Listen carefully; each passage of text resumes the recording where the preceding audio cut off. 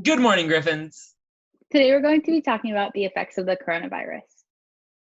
Today's April 6th of the year 2020. I'm Santiago Ortiz. I'm Kayla Miley, and the legend starts right now.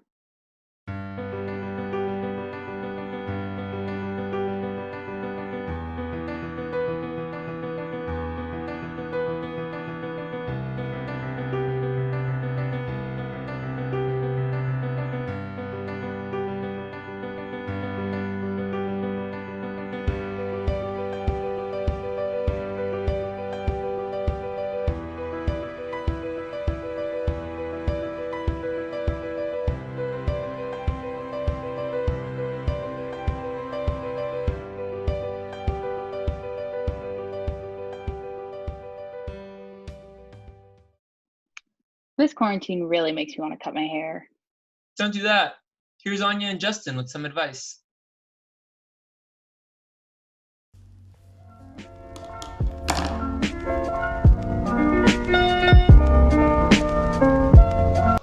Wait, Anya, don't cut your hair. There's so many things you can do during quarantine. For example, make a video about the things you can do during quarantine. Okay, I got it. I've been watching a lot of Netflix. Maybe a little too much. And while you're watching movies, I'll be recreating scenes from my favorite movies. You can paint. You can call a friend. And straight to voicemail. You can also read. Reading? What's that? Funny. Really? No. Oh. You can play video games to escape reality. Dang it, I'm in debt again. You know, another thing you can do is write a good conclusion to this package. That sounds hard. I'm Justin Lugo. And I'm Anya Mather for The Legend.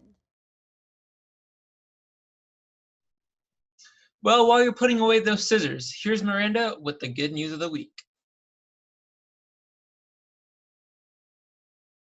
People are doing what they can to help their neighbors and keep themselves busy in creative ways, while also staying in quarantine. I'm Miranda Watkins from The Legend, and here's some positive news that will hopefully brighten your day. Here in Tampa, a former Tampa Bay Buccaneer is giving back to his community. Through the Ryan Neese Foundation, they have donated 1,295 masks to healthcare workers in the area this past week. These masks are essential to healthcare workers to stay protected while on the front lines of this pandemic. Karen Eveleth, a woman in Colorado, had a more creative way of helping her neighbor. While keeping in mind the CDC's recommendation to stay 6 feet away from others, Eveleth sent her dog Sunny to her elderly neighbor Helman to pick up her grocery list. After a shopping trip, Sunny would then deliver the groceries to their neighbor. Helman has said Sunny visiting her is nice and makes her feel good. I guess anything is possible. Many people can't bear sitting in their house all day, and some have combated this issue by completing marathons in their homes, such as Pan Chan-ku in China, who ran 31 miles in his living room, Elish Nakamovitz in Italy, who ran a marathon on his balcony, and most recently Sam Hustler from England, who completed a half marathon also on his balcony. Maybe I'll start training for my own indoor marathon this week. Until next time, I'm Miranda Watkins from The Legend. We know that the quarantine might seem like it's not doing much, but in actuality, not only has it helped slow the virus, it's also improved our environment drastically. While it may be hard to have a positive outlook on the effects this quarantine has had on our lives, and as cities around the world are forced to a lockdown and to a standstill, our waters and skies are seeing an unmistakable difference. NO2 emissions from factories and machinery have dropped significantly, especially in Italy where the red has turned to yellow, suggesting a much lower level of emissions. While COVID-19 has taken thousands of lives, it can be said that the air quality saved the lives of over 77,000 Chinese residents, our assistant professor Marshall Burke reports. Although that is a prediction versus a measurement, it continues to demonstrate the silver lining in this pandemic. On one coastal city of Italy, Venice's infamous waterways have gotten significantly clearer, and fisherfolk will swimming in the canals for the first time in 60 years due to very limited traffic in said canals. While this has brought A ray of hope as the pandemic began to adjust the lives of so many people around the world.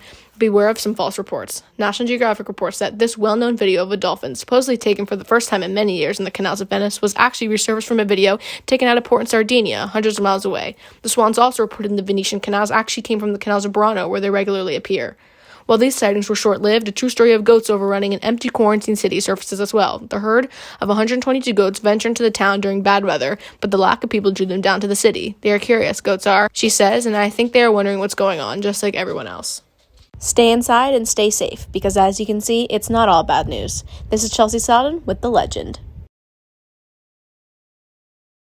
Oh my God, did you see the new tweet that said the 2 new drugs that are supposed to help cure the virus? Yeah, but I thought that tweet wasn't true. Yeah, I mean, I guess you're right. I guess everything you see doesn't mean it's true, even if it is on Twitter. Well, I wonder what else we've heard isn't true.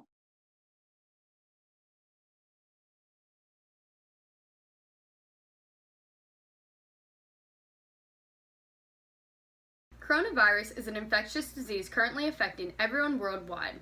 Scientists are hard at work developing a vaccine that can effectively fight the coronavirus, but it will be a long time before one is available to the general public.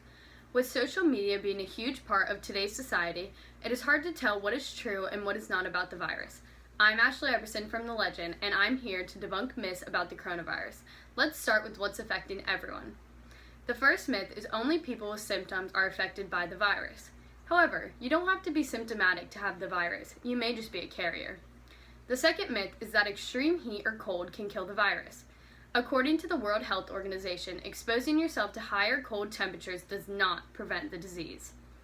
Another myth is that coronavirus came from bat soup. Although this is what we've heard, the coronavirus originated in a wet market located in Wuhan, China, where there are a number of different animals, meaning there are a few speculations. Now to what's affecting us in Hillsborough County. A very popular myth going around is that school has been canceled indefinitely for this school year. According to the Hillsborough County Public School website, as of April 2nd, school has been postponed until May 1st. All semester exams and EOCs have been canceled. A myth is that activities may continue as normal. However, Florida has been issued a 30-day lockdown as of April 1st. This means that you are only allowed to leave your house to go to work, go to the grocery store, or other essential places. We're still in the early stages of the coronavirus.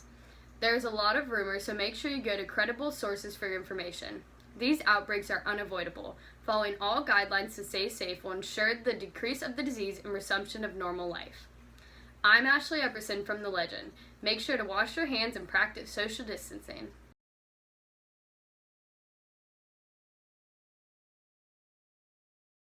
In other news, there is a shortage of ventilators all across the nation. This is a severe problem because many cases of coronavirus do cause pneumonia. Let's see what they're doing to solve this issue.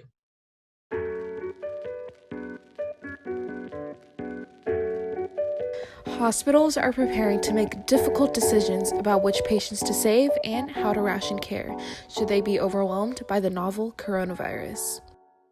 Experts caution that hospitals in the U.S. are at risk of running out of workers, beds, and protective equipment. By one estimate, the U.S. could require up to 400,000 more ventilators in the next month or two, but it has no more than 20,000 left in the national stockpile.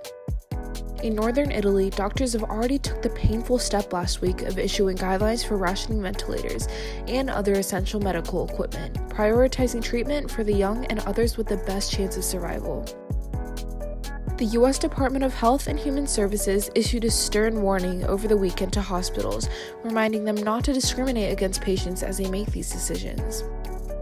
Dr. Arthur Kaplan at the NYU School of Medicine recently stated that in a crisis, hospitals try to maximize the chance of saving a life and make sure that they save the most years of life. All of the ventilator rationing happening across the globe due to the coronavirus pandemic brings up the question: should doctors have the right to withhold care from even the sickest COVID-19 patients solely because of their age? What do you think? From The Legend, I'm Sanjana Menon. Remember to stay home, wash your hands, and stay safe. Due to the rapid growth of the coronavirus, which originated in Wuhan, China, many have started being discriminatory towards those of Chinese origin. Let's see why. Since the start of the COVID-19 pandemic, there's been a lot of prejudice and blame put on Asian Americans because of its origins from Wuhan, China. Many Asian Americans have reported assault crimes, 650 plus, and the number keeps rising. Many Asian American businesses have reported massive drops in customers even before non-essential businesses got closed.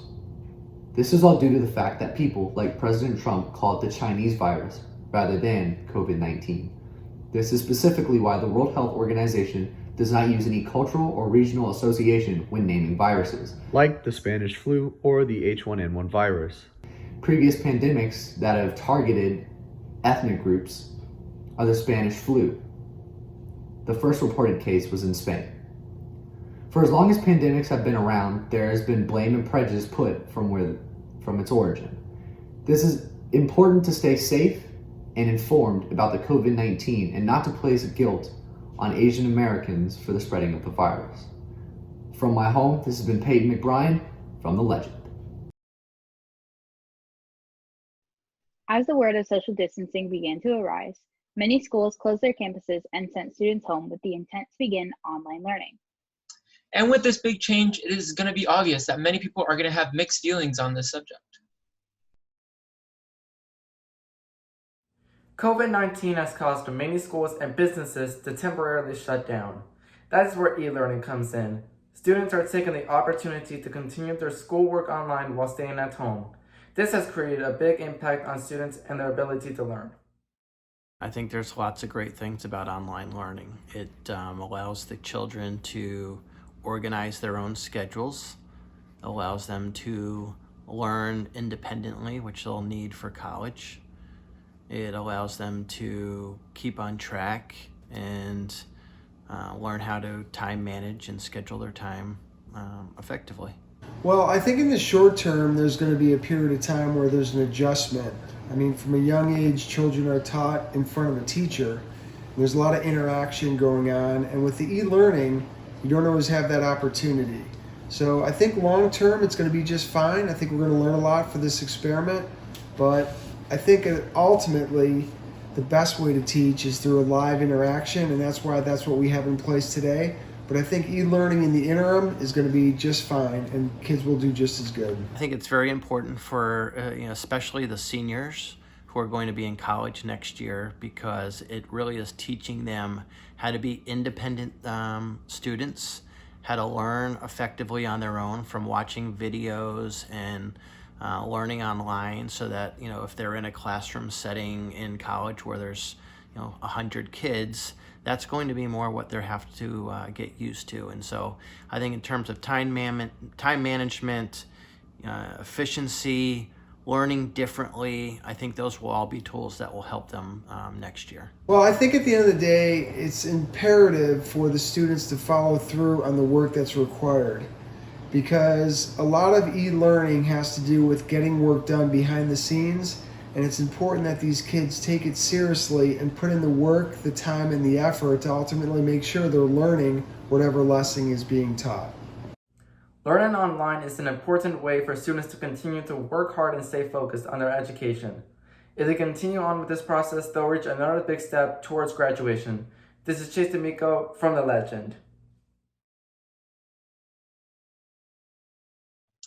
And with that being said, I'm going to go do my homework. Thanks for tuning in this week.